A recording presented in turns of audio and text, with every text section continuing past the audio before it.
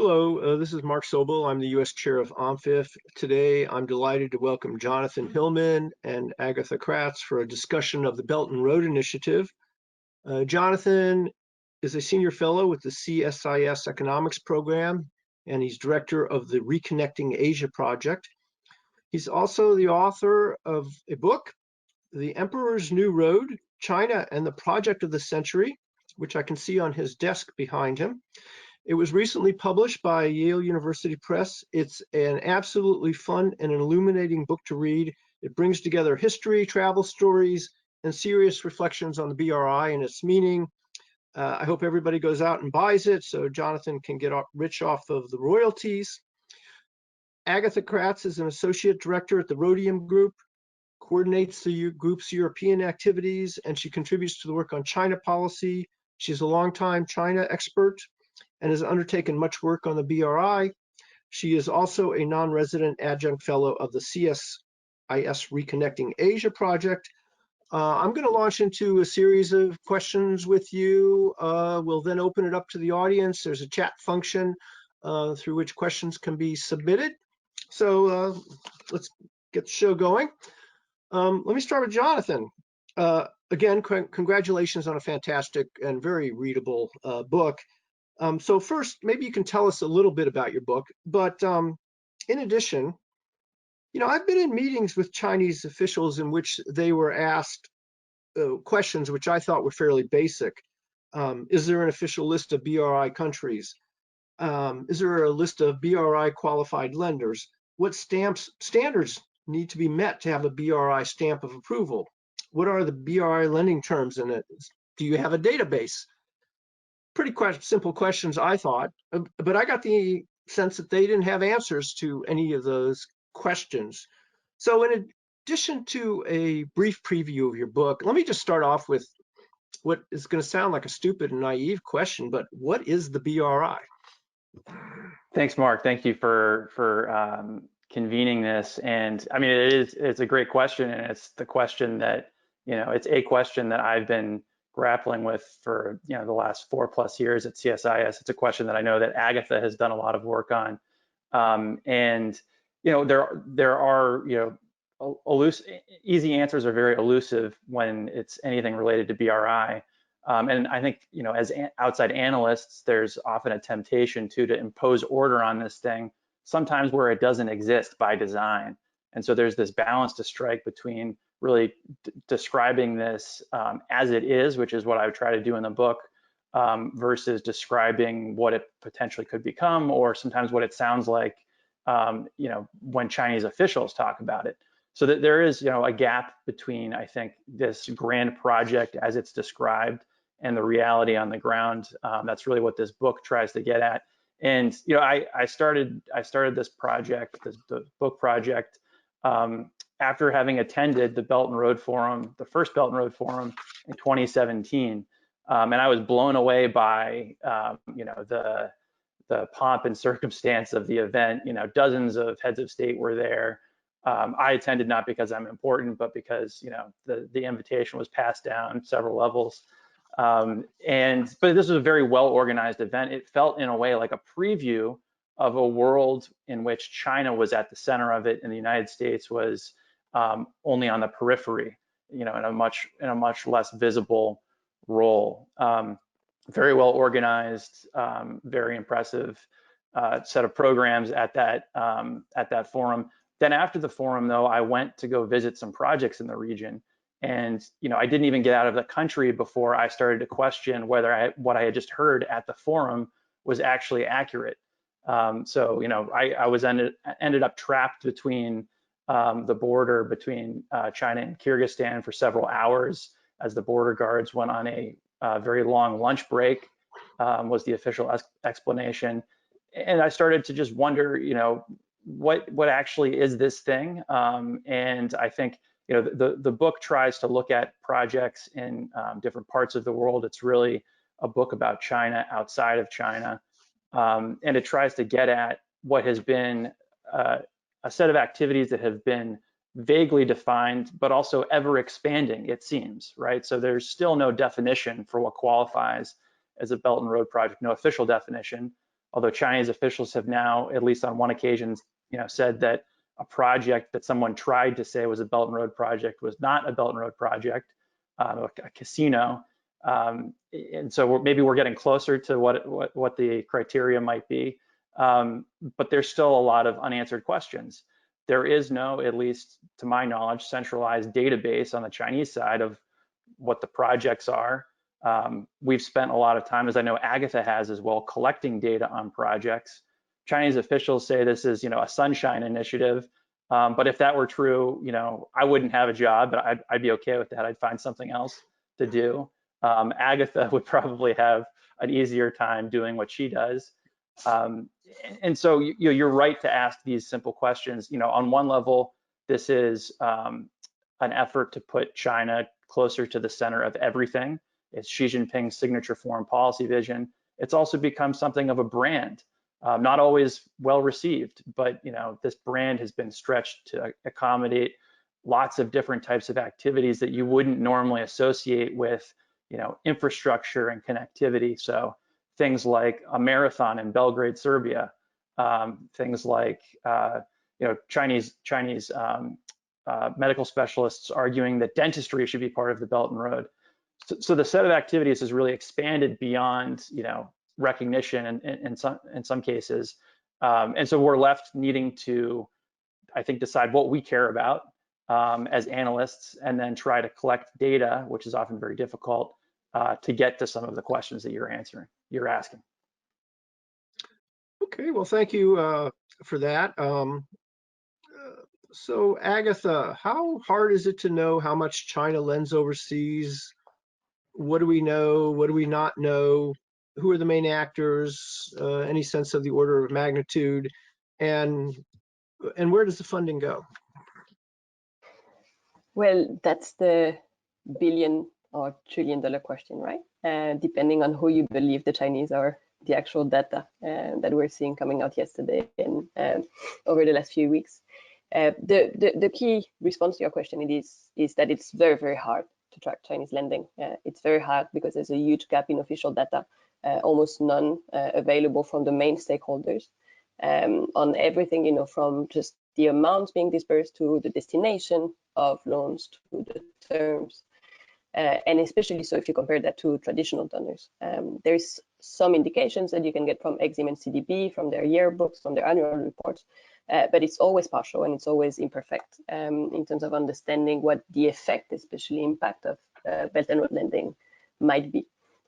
There's also a huge amount of opacity on other players, lenders, investors. I can think about the big four banks. They lend a lot along the Belt and Road, but we know about nothing of their activities there. SOEs have become lenders along the Belt and Road. They don't say who or how or under what term they lend. And so that means that we're left to relying on alternative sources of knowledge that we make up for ourselves. One of those is just looking at safe data, so Chinese official data, but looking at total Chinese overseas lending. But usually you just lack granularity and it isn't really helpful just to know how much goes out of China. You need to know where it goes and under what terms and what circumstances. You can take an approach of looking at Chinese overseas contracts. We do that a little bit because we believe, and I think John would agree, that a huge part of China's Belt and Road and a huge part of China's overseas lending goes to support exports for overseas contracts. And so you can follow the trends of Chinese overseas contracts using MOFCOM data, for example, and trying to understand how much of that might be backed by lending, 70%, 60%, a little bit less. It's a little bit of a rule of thumb and proxy exercise, but it helps in understanding the trends. And then you've got bottom-up approaches like what John and his team do at Reconnecting Asia. So you just start from the ground up and you try and count every single project, every single line, every single item of lending in different countries, and you just add them up. And that's extremely hard because it's time consuming. It's thousands and thousands of transactions. I believe Reconnecting Asia has 14,000 by now. It's just humongous, but it's not just China, but it's just, to give you an order of magnitude. And it's really hard because you have to double check all of them. Some of them have been announced, never happened. Some of them happened, but they haven't been announced. And so it's a little bit of a nightmare, to be completely honest, as a researcher. But we make do with what we've got. We've got lemons, Chinese lemons. We make lemonade out of it. And so there's a few things we do know, which is reassuring. And among those are, the following. We know who the main lenders are. We know that they're Exim and CDB, they're China's policy banks. And we know that between the two of them, they lend more overseas than the big four commercial banks, for example, in China, Bank of China, ICBC, etc. And that's a certainty. That's as close as it can get to a certainty here, looking at the Belt and Road. We know that the level of lending shot up and really started increasing after 2010, and that with the Belt and Road, it did get a further boost. And I like your John, your approach to Belt and Road. I think we've got the same. We look at what China does outside of China, because if you look at terms, conditions, or types of loans pre and post Belt and Road, nothing changed. The only thing that changed is really the amount that was lent. And so Belt and Road is kind of an accelerating contributor from an economist point of view. I'm speaking here about someone that looks at financial flows. Belt and Road is mostly a boost to what was already happening, which was China internationalizing. So we know it did go up very, very sharply after 2010, and especially after the Belt and Road. We know that, in terms of average flows, it's between 30 and probably 50 billion per year over the past 10 years. Last year, we're going to speak about that, is a bit of an exception, but this is where the ballpark was when we tried to define how much gets lent outside of China. So it's not 1 trillion, it's not 4 trillion. It's about 30 to 50 billion per year, and it's highly concentrated. A few countries get the brunt of it. If you look at Africa, for example, 34% of China's lending goes to Angola and Angola alone, and 2/3 of China's lending to Africa goes to 4 African countries. So it tends to be extremely located and concentrated in certain countries. You can think about Pakistan in Asia, you can think about Venezuela and Ecuador in Latin America. The last few things we know is that you've got a mix of preferential concessional terms and commercial terms, but most of it is commercial. CDB is a wide majority of CDB's lending is actually commercial, but Exim also lends under commercial terms. So despite the whole discussion about South-South cooperation, China being a developmental partner, a lot of it is under commercial term. And finally, what we know, and we're going to speak about that, I think, in a minute, is that the pace of lending is decreasing very, very sharply the past few years. So Belt and Road has not stopped, but it certainly has decelerated for very good reasons, which we're going to get into. What do we not know?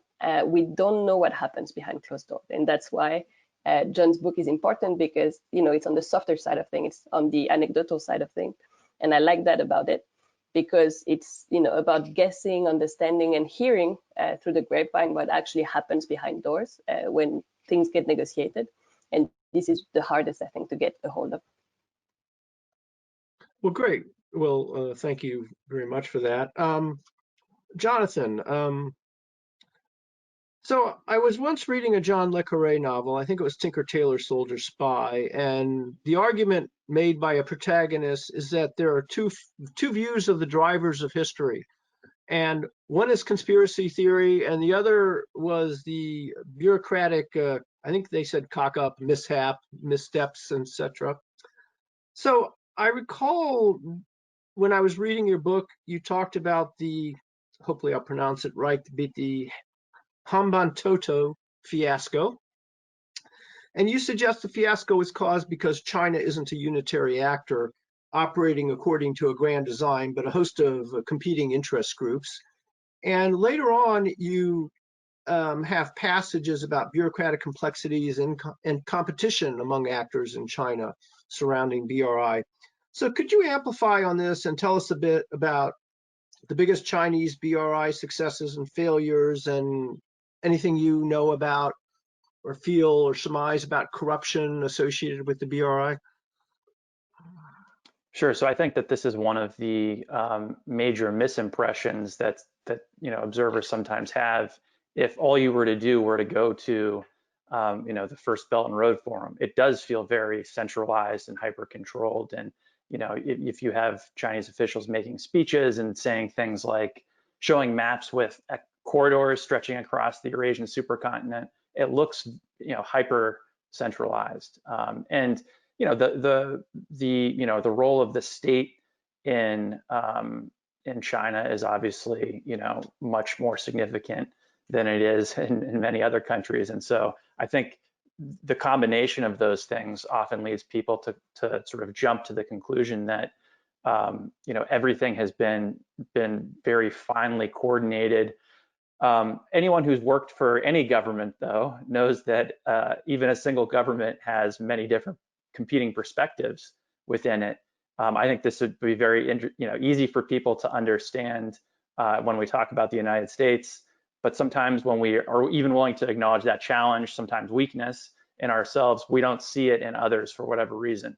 And so I do have, as you mentioned, I have a chapter in the book about Sri Lanka, because Sri Lanka has become, a very important case for talking about what the Belton Road is and isn't. And a particular project in Sri Lanka, the Hambantota Port Project, which is on Sri Lanka's southern coast, is often held up as the poster child for debt trap diplomacy.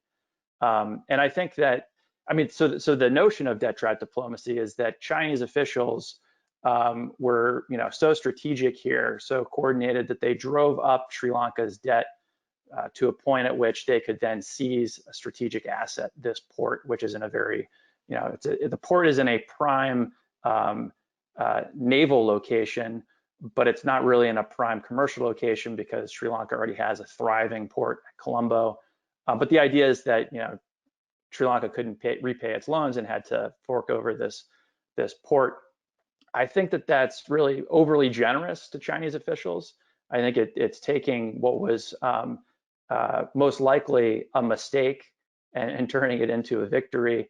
The consequences of a Chinese company now running the port at Hambantota and having a 99-year lease, I don't think has been positive for China's reputation globally. I think it's been a real stain on the Belt and Road brand. And the more that you look at the case, that specific case, the more it becomes apparent that, this is really something that delves deeply into Sri Lanka's domestic politics, like projects do in many other countries. And I've spent probably too much time now looking at this one case, but I even found the first feasibility study that was done for this project, paid for by the Canadian government, actually, in the early 2000s. And they did this study. They gave the study to the government of Sri Lanka, and the government of Sri Lanka at that time passed on doing the port, the same port that China now operates. And so what was missing at that time were two things. They needed both a domestic patron within the government of Sri Lanka to support that project, and they also needed an international source of finance to build it. Both of those things then changed in later years when you had a leader in Sri Lanka who was from that area. And the port gets the most attention, but it's not the only project with very questionable fundamentals that was built in that area. There's also an airport, which is often referred to as the world's emptiest airport, and a cricket stadium. And what all these things have in common is they use Chinese financing, Chinese contractors, and they're named after the Sri Lankan head of state who's from that area. So you really need to get, I think, both of these. You need to understand both of these elements: the domestic, the pull and the push factors. And in this case, and in many other cases, what I've learned by looking at these projects is often on the ground, it's actually not Chinese officials that are that have the most agency. It is the recipient country, and it's Chinese state-owned enterprises. And yes, they might be owned by the state, but they still have their own interests and their own priorities. And on the ground, they often have much more technical expertise than the Chinese officials nominally charged with supervising them. They have more personnel. Often they will have, more money, walking around money, so to speak, to make things happen, to, pay people to look favorably on their proposals. They will make unsolicited proposals and then do the feasibility studies for the projects that they're proposing to build. And so I've become, I think that they are probably not only the interest group that benefits the most immediately from many of these projects, but often the most influential on the ground. And so I do think we need to understand, competing priorities within the Chinese bureaucracy, but also between the Chinese state and state-owned enterprises and other companies that are trying to participate in this really wide-ranging set of activities that still, I think, lacks a really sufficient mechanism to oversee it. Great. So Agatha, you already alluded to slowing in BRI lending. There's been an FT article in the last day or two based on work by a friend of ours, Kevin Gallagher, at the Boston University Global Development Center, with some new data showing a marked slowdown. I mean, could you take us through that, offer your thoughts on why this is happening? Has the BRI taken a reputational hit? Do you think the slowdown may have anything to do with international criticism? Absolutely.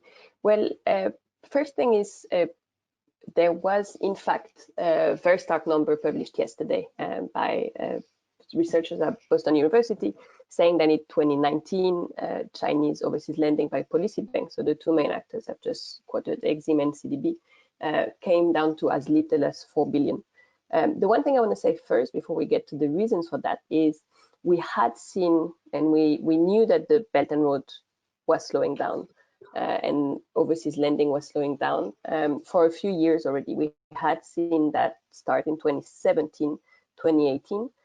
It was visible in regional numbers. You've got a number of kind of databases looking at certain regions of the world. The Carey Institute in SAIS looking at Africa, the Lowy Institute looking at the Pacific Islands, Inter-American Dialogue looking at Latin America, and all of them were showing either plateauing or falling numbers of Chinese investment. You were seeing that in, as I quoted earlier, MOFCOM contracts, overseas Chinese contracts as well, were plateauing. They weren't falling, they were plateauing.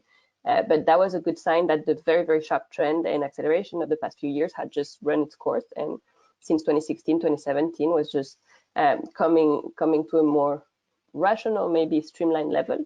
And then you had a decrease in high-level announcement. You know, if I remember John and I talking in 2015 when we first started chatting about Belt and Road Initiative, you couldn't count, you know, every single week Li Keqiang or Xi Jinping was in a new country signing contracts and pledging billions, if not tens of billions of contracts to the Philippines, to Indonesia, to Pakistan, everywhere around the world, really. And so there had been a popping of the bubble already for a few years, fewer mentions, fewer high-level visits, and certainly a rationalization of the activity. By how much? I think the question is a lot. We did see that number yesterday, but if you look at the Pacific Islands, it had been coming down in 2018. In Africa, very starkly so as well. You saw lending come back down to the level of the 2000s in the past few years. So in 2018, the level of lending was already more than 3 times lower than in 2016, which was really the peak of the Belt and Road Initiative.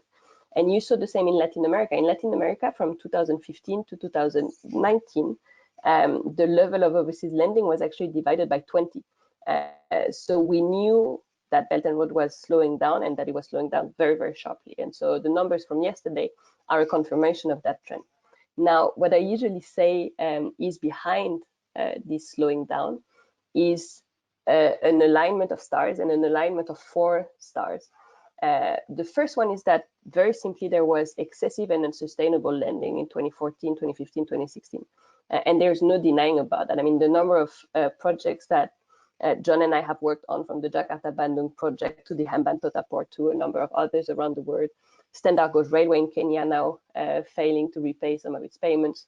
You know, lending was enormous, lending was almost reckless, and lending was not risk-driven enough and not risk-averse enough, certainly. And so a lot of that has come down, and a lot of that is already starting to sour. We have seen, and at Rhodium, we have compiled a database of Chinese overseas lending renegotiations, so debt renegotiations between China and recipient countries. And we have seen a boom in renegotiations already in the past couple of years, because a lot of China's reckless, once again, lending post-BRI, but also post-2010, had already started running into trouble. And as a matter of fact, if you count as how much has come under renegotiation by now, as much as 25% of China's overseas lending has come under renegotiation. So for any bank, that's a terrible, terrible number, even for a Chinese policy bank or a development bank.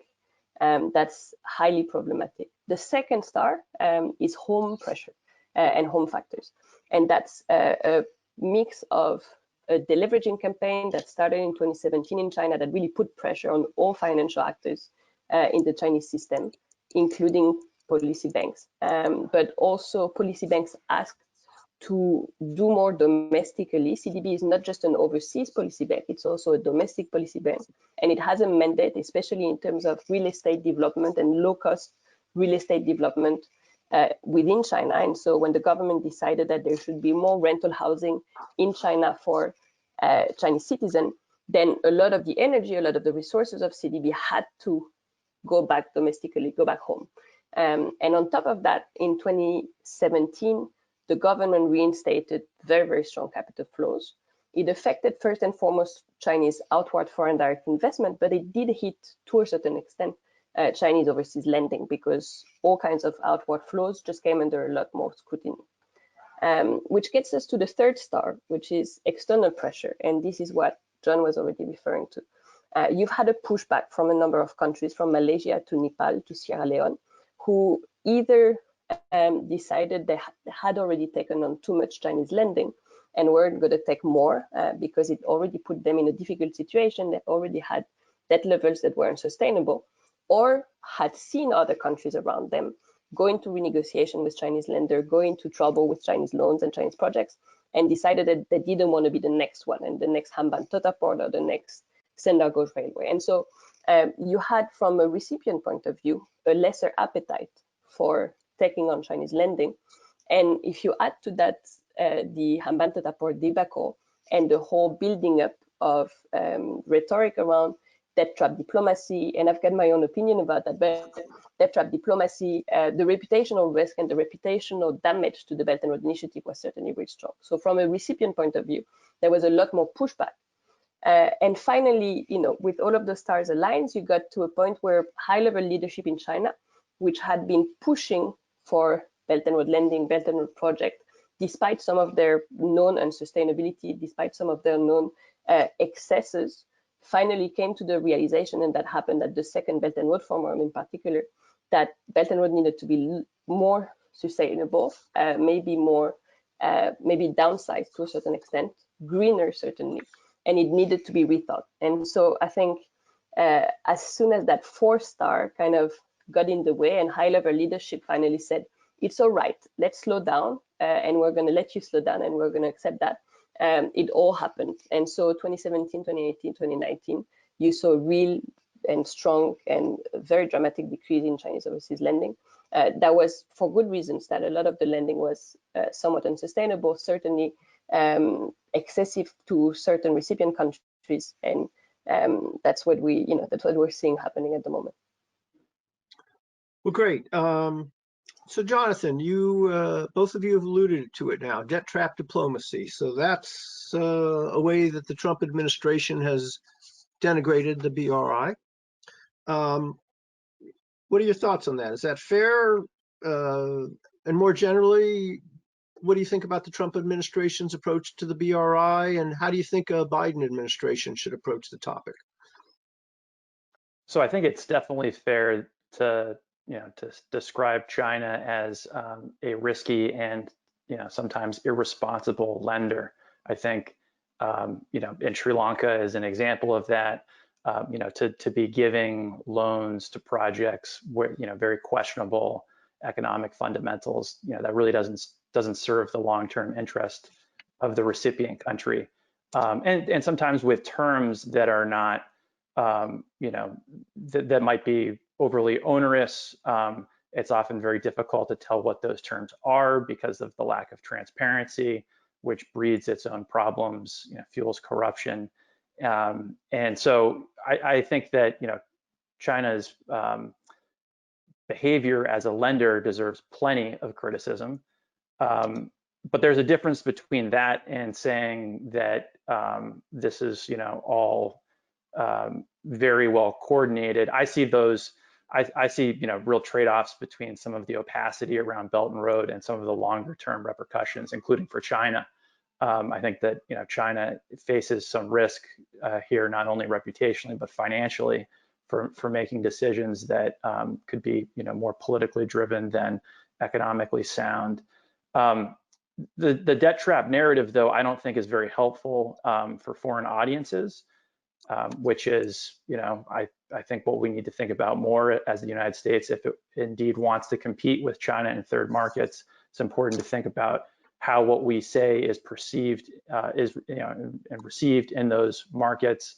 The debt trap narrative, I think, overlooks the agency sometimes of these recipient countries. They're not these pawns in a chess match here. They are sovereign countries making their own decisions. And I think that while the United States can certainly warn against the risks of irresponsible lending and should be it's well warranted to criticize poor lending when it happens. Ultimately, it comes down to, are you going to make other, better alternatives available? And I don't see a lot of countries, even as the Belt and Road has struggled reputationally, there are elected leaders who attended the second Belt and Road Forum who campaigned against the Belt and Road as they were seeking office. And then when they entered office, they did what most leaders do, and they wanted to see what their options were. So they attended the Belt and Road Forum, not only attended it, but oftentimes endorsed it explicitly. And they were willing to do that because their countries need investment, and that basic need is not going away. And so I don't think that the debt trap narrative is necessarily very helpful for positioning the United States to compete in those foreign audiences. I do think that there's lots the U.S. can do, can continue to do, can enhance. There have been a few positive developments over the last year and a half in the realm of not just criticizing Belt and Road, but trying to make more higher quality alternatives available. So in that category, I would put everything from having a functioning XM bank to having a U.S. Development Finance Corporation with a higher lending cap, although there are still improvements that could be made to use that tool better. There's the Blue Dot Network, which is an effort between Japan, or among Japan, Australia, and the United States to certify projects that meet an agreed upon quality threshold. And I like that because it gets the United States away from just being against everything that someone else is doing to spending time talking about what it supports. I think that positive affirmative vision is going to be more effective in these third markets. Well, great. In the immortal words of Tim Geithner, plan beats no plan. So Agatha, as you know, with the pandemic, a major World Bank IMF initiative has been the debt service suspension initiative for low-income countries. That's recently been augmented by a common framework, which is an effort to pave the way for principles, shall we say, for low-income country debt reduction by official creditors, or put more directly, to try and apply Paris Club principles to China, because China is the main official creditor these days. And while China at times has been willing to extend debt maturities, it has been extremely reluctant to follow Paris Club-like principles for writing down and off unsustainable debt. So what can you tell us about China and its official debt renegotiations, its write-down practices? Where do you think China is headed on this front? How much of the BRI do you expect to get repaid?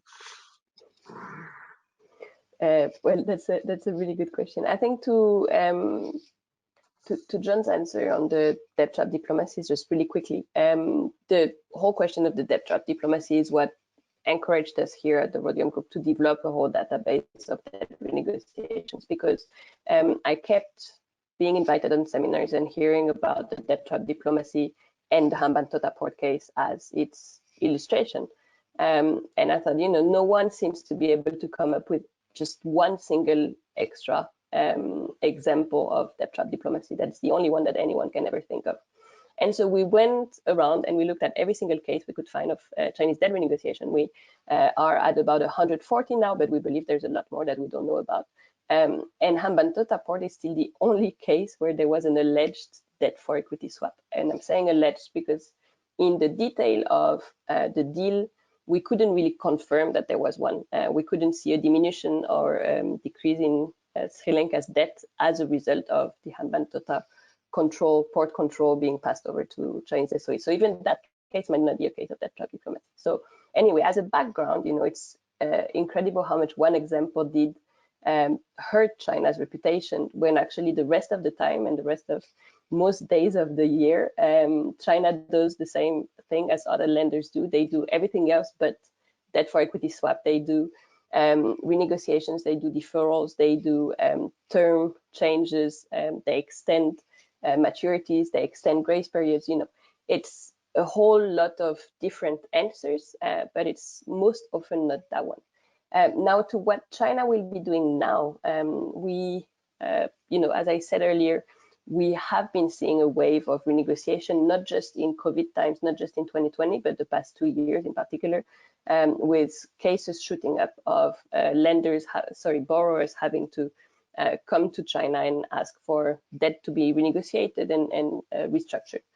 And that's for a number of reasons. Certainly COVID didn't help, but commodity prices coming down for countries that had resource-backed loans, for example, that was a big issue.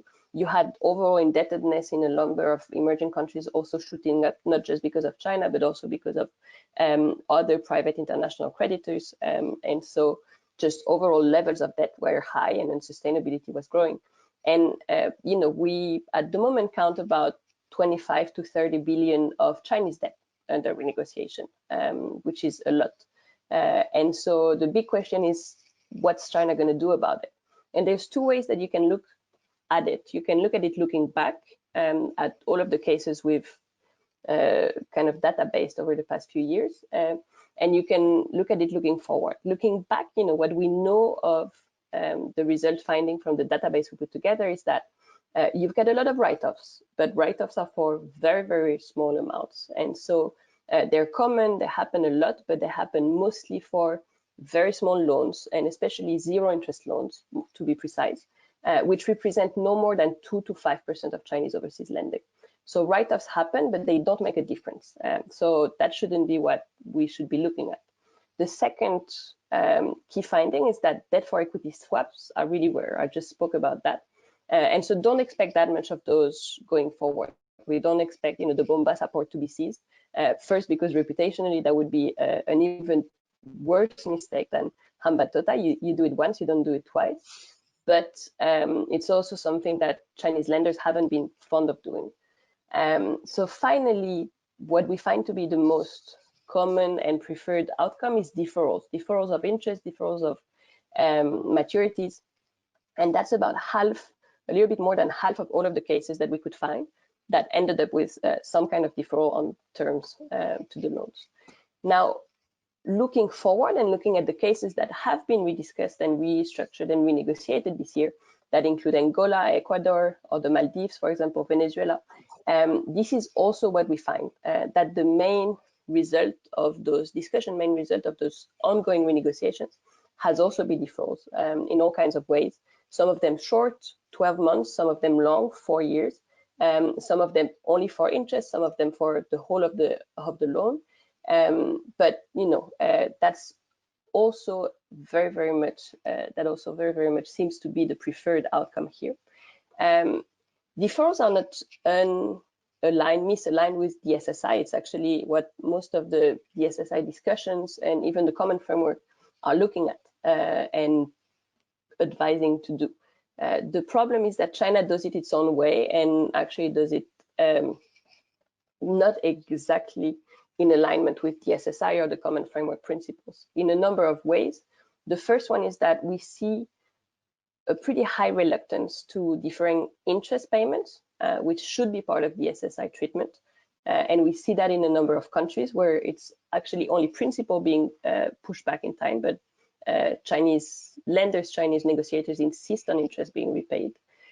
We see also continued resistance and unwillingness to treat CDB as an official lender. And there's good reasons for that. I mean, I said earlier that CDB mostly lends under commercial terms, but it also mostly lends with government guarantees. So there's a really fine line here and very gray area that needs to be dealt with.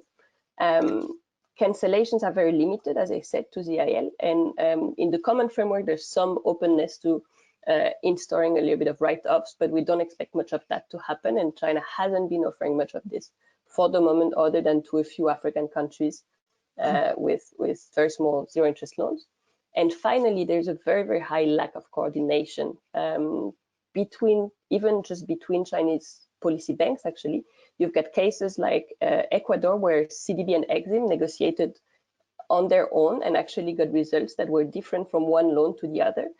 So a huge lack of coordination within Chinese actors, back to your point, John, but also with other creditors. And we saw that in Zambia, a very high difficulty of coordinating for the best possible outcome with other key creditors in certain destinations.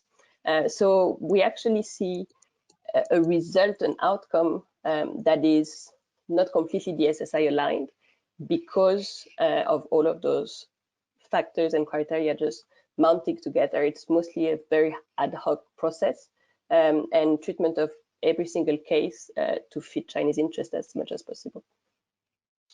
Thank you. I know the U.S. position is that CDB loans should be regarded as official lending. And I can't come back, given my career, to the point that the major countries, the Paris Club countries, provided HIPC debt relief and then eliminated debts in the mid-2000s through the Multilateral Debt Relief Initiative. And that's why we're no longer the major official creditors. We provide grants, but China is not following that path as of yet. Okay, we have tons of questions coming in, and I had more for you. Maybe let's get into some political questions. What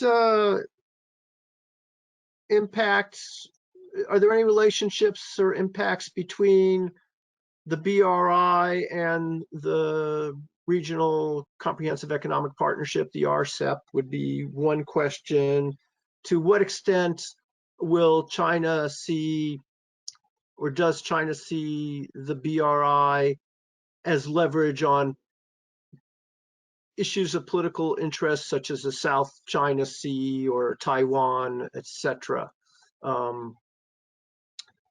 John, I'll hit you up on those first, and then I'll come back to more with Agatha.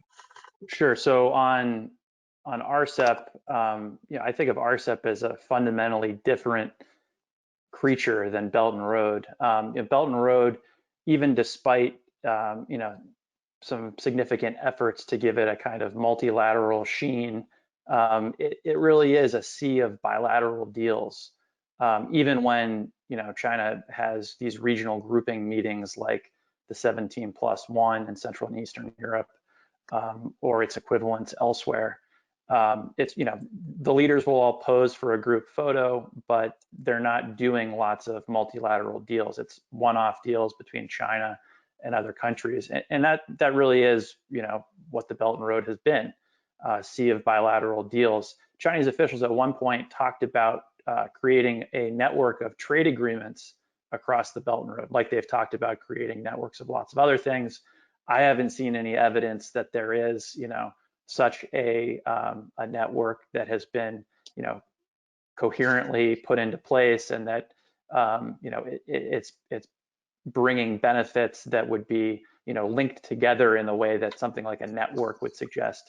Our RCEP is a multilateral agreement, involving, many parties agreeing on the same thing. I do think, though, that there's an interest in trying to multilateralize parts of the Belt and Road from the Chinese perspective. to share the reputational and financial risk that they've incurred by going it alone. And I think that, in historical terms, that would make sense for them to think about ways to try to bring in other partners. The World Bank and other multilateral institutions were not created, just out of goodwill, but out of self-interest among the participants to protect themselves and to share risk among each other. And I think China has been learning, by making mistakes, what happens when you go it alone. So I think there might be an interest in trying to multilateralize, sort of broaden participation in Belt and Road, especially as China's own, resources available for this appear to be declining. And I'm sorry, there was a second question about political leverage, South China Sea, Taiwan. Yeah, I mean, look, I think that even though I think that the debt trap narrative is, in terms of asset seizures, as Agatha's work suggests, that's not a common thing that's happening. There are other avenues for lending and influence. And, this is one of the big concerns right now, is a lot of these renegotiations are happening behind closed doors. Who knows what the, quid pro quo could be, and as Agatha mentioned, from the Chinese perspective, why would you want to seize more assets? It'd be a very visible confirmation of everyone's worst fears. But you could bargain for things for which there won't be a smoking gun necessarily. And so things like taking positions to support China on its diplomatic positions, I would put it in that category, or preferential access to natural resources. There's a longer list of things that you could be imaginative about. And it's not only in debt renegotiations, but also in the prospect of attracting additional investment. I think there have been examples. This is not just low-income countries. This includes countries like Hungary, who have been willing to support China's positions, I think, out of a self-interest for trying to attract investment. Have been willing to weaken common EU statements against China. So I do think that that Belt and Road has been a useful political tool in that sense for the Chinese, and it is something that we should be thinking about as these renegotiations are happening. Great. So Agatha, let me just throw out a bunch of questions at you. Well, one is, and Jonathan was just beginning to allude to this, but one viewer asked, do BRI loans directly conflict with World Bank projects? A question I'd wanted to ask you is, since you're in Paris, how do the Europeans approach the BRI? Do they have similar questions as America, or do they want a piece of the action? So are they aligned with the United States? And since you were mentioning concentration of lending countries, and since Jonathan just mentioned preferential access might be one palliative, so one viewer asked, why so heavy in Angola? Was this basically to get preferential access to oil supplies? Simple. Thanks.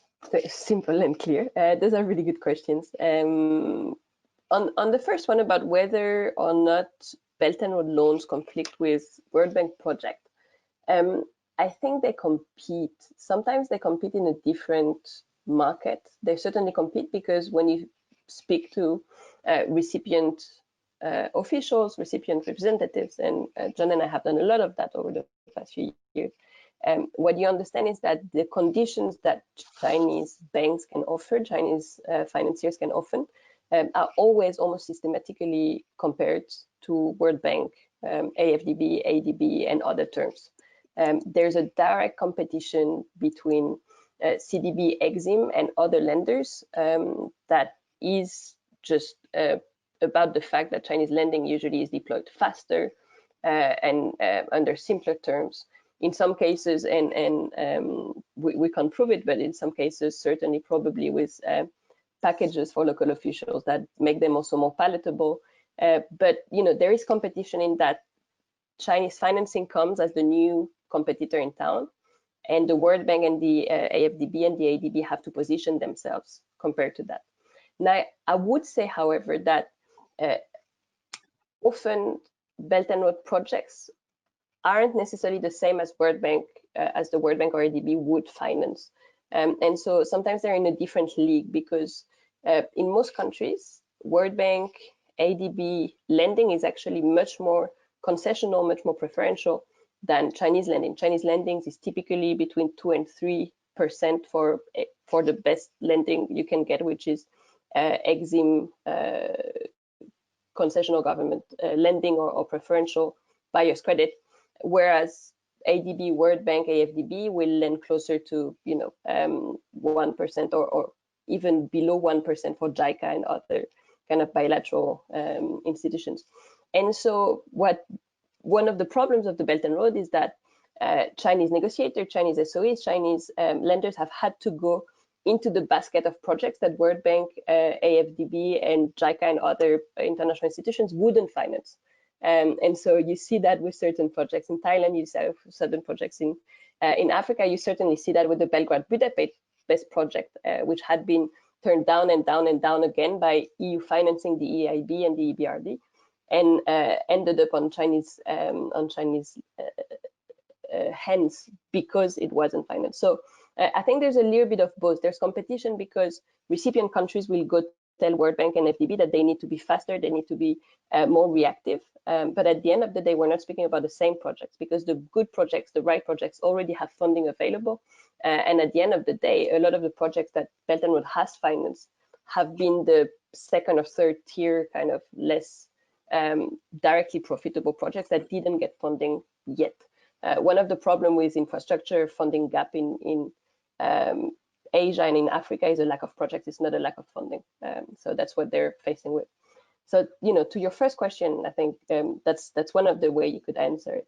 Now to the European response to Belt and Road Initiative, I think the concerns are exactly the same as there in the US. There's a little bit less of a geopolitical vision in Europe, of course, kind of historically.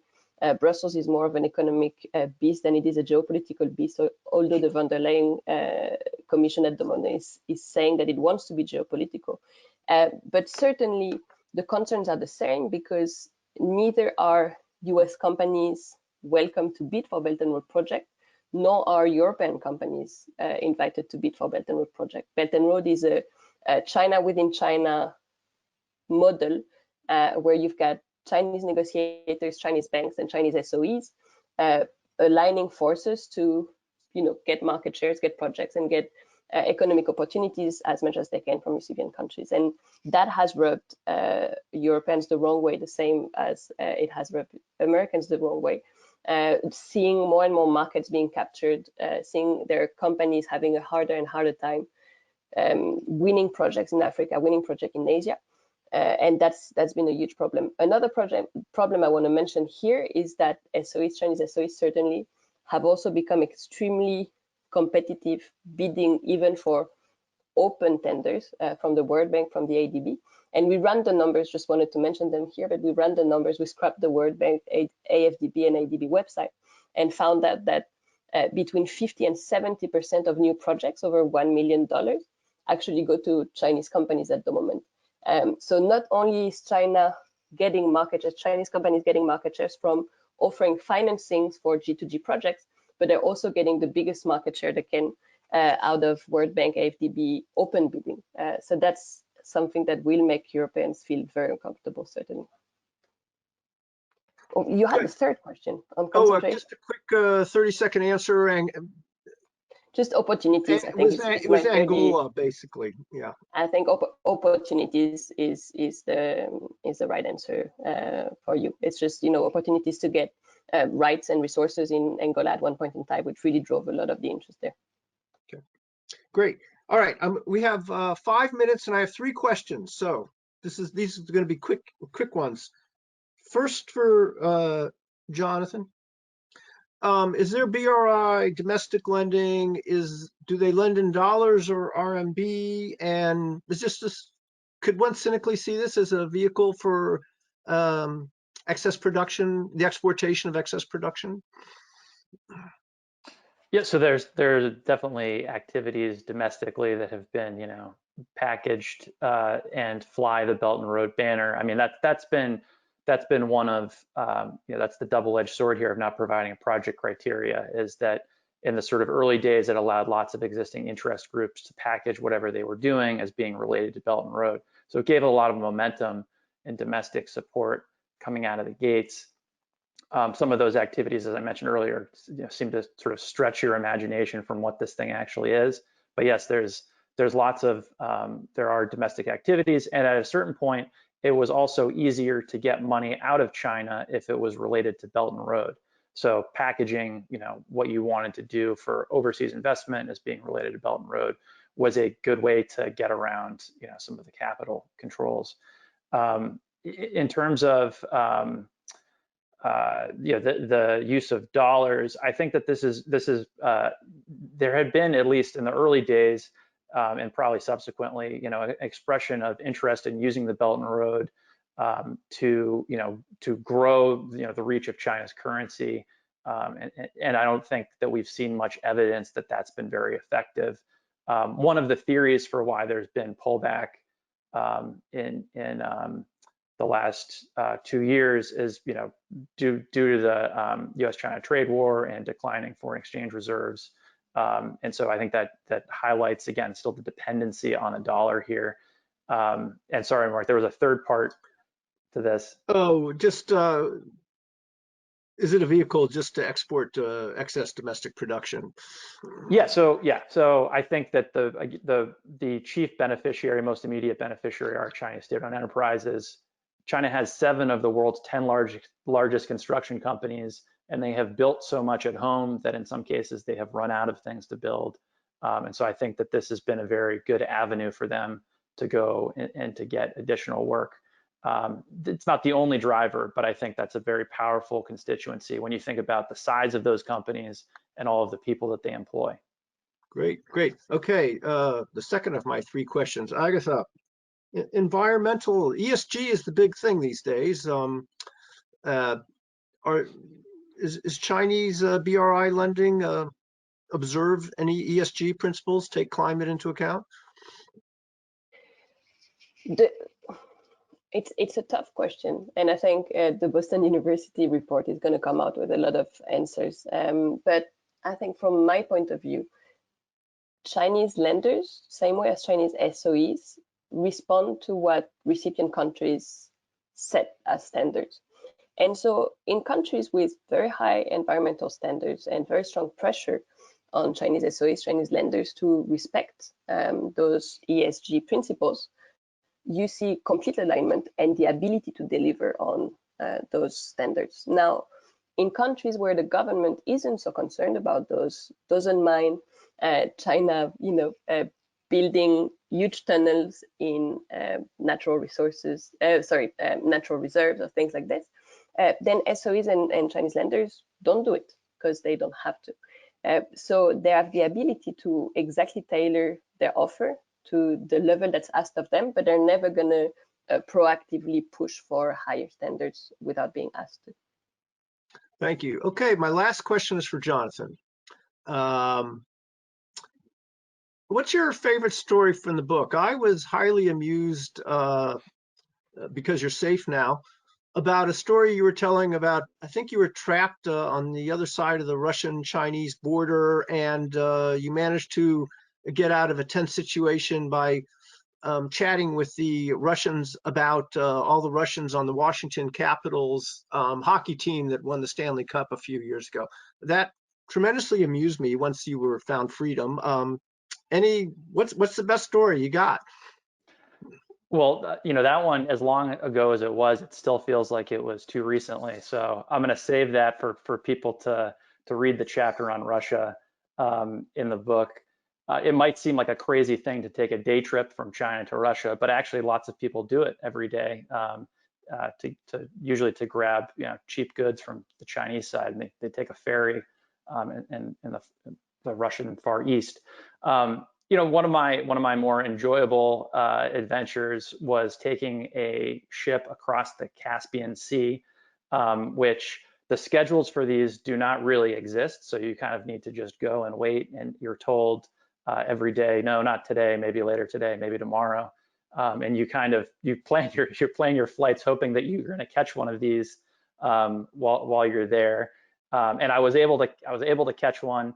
And it was not only just amazing to be out there on the Caspian, but just a really interesting way to travel. It's not fast, so if you're trying to get from Kazakhstan to Azerbaijan, I definitely recommend flying, which is about an hour. The ships take about 24 hours or more, depending on the weather. But really unique experience, and kind of a window into one of these corridors that they're trying to develop, but which is still filled with lots of middlemen who I think are benefiting from inefficiencies that are there for a reason. Well, thank you for that. And thank you, both of you, for this wonderful discussion today. I greatly enjoyed it. And again, congratulations, Jonathan, on The Emperor's New Road, China and the Project of the Century. Go out and buy it. Thank you.